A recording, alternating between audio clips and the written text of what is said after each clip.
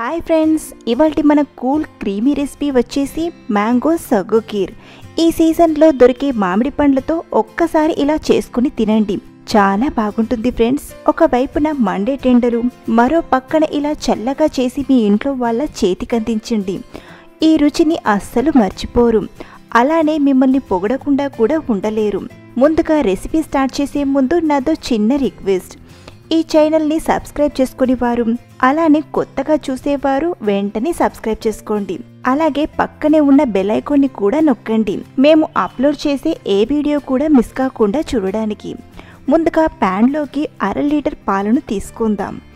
పాలు ఇలా మరగడం స్టార్ట్ అయ్యాక ఇందులోనే నానబెట్టిన 1 కప్పు సగ్గుబియ్యాన్ని వేసుకుందాం. నేనిక్కడ 4-5 టీ స్పూన్ల సగ్గుబియ్యం నానబెడితే ఇలా 1 కప్పు వరకు వచ్చాయి. సగ్గుబియ్యాన్ని ఒక 2 గంటల ముందుగా నానబెట్టండి. ఇప్పుడు ఒక 5 నిమిషాలు ఉడికించుకుందాం. సగ్గుబియ్యం మొత్తం ఉడికిన తర్వాత 4-5 టీ స్పూన్ల షుగర్ని యాడ్ చేసుకుందాం.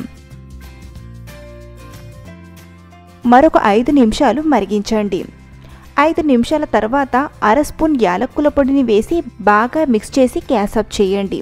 పాలు పూర్తిగా చల్లారేలోపు మనం ఒక మామిడి పండును తీసుకొని మామిడి పండు పై ఉన్న తొక్కను పీల్ ఆఫ్ చేసుకుందాం.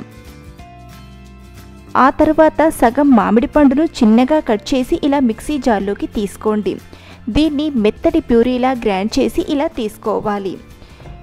ఇప్పుడు దీన్ని పూర్తిగా చల్లారిన పాలల్లో వేసి బాగా కలుపుకుందాం. ఇలా మ్యాంగో గుజ్జును వేయడం వలన పాలు మంచి క్రీమీ టెక్స్చర్తో వస్తాయి. ఎలాంటి కస్టర్డ్ పౌడర్ లేకపోయినా ఇలా చాలా సింపుల్గా మ్యాంగో సలాడ్ని చేసుకోవచ్చు. ఇలా బాగా కలిపాక సర్వింగ్ బౌల్లోకి తీసేసుకుందాం. దీనిపైన కొన్ని మ్యాంగో ముక్కలు, అలాగే కట్ చేసిన కొన్ని బాదాంని కూడా వేసుకుందాం. దీన్ని ఇలాగే కూడా తినేయచ్చు. చల్లగా సర్వ్ చేసుకోవాలంటే ఒక 2 గంటలు ఫ్రిడ్జ్లో పెట్టేసుకుందాం. 2 గంటల తర్వాత సర్వ్ చేసుకుని తింటే మంచి క్రీమీ టెక్స్చర్తో నోరూరించే మ్యాంగో కీర్ రెడీ అయిపోయింది. ఇలా మనం మార్నింగ్ టైంలో చేసి ఫ్రిడ్జ్లో పెట్టుకుంటే మధ్యాహ్నం చల్లగా టేస్టీగా తినేయచ్చు. మీరు ఈ సీజన్లో అంటే ఈ సమ్మర్లో ఒక్కసారైనా ట్రై చేయండి, మీకు మీ ఇంట్లో అందరికీ కూడా నచ్చుతుంది. ఏంటి ఫ్రెండ్స్, మీకు ఈ రెసిపీ నచ్చిందా? అయితే ఒక లైక్ చేయండి, అలాగే మీ ఫ్రెండ్స్తో షేర్ చేసుకోండి.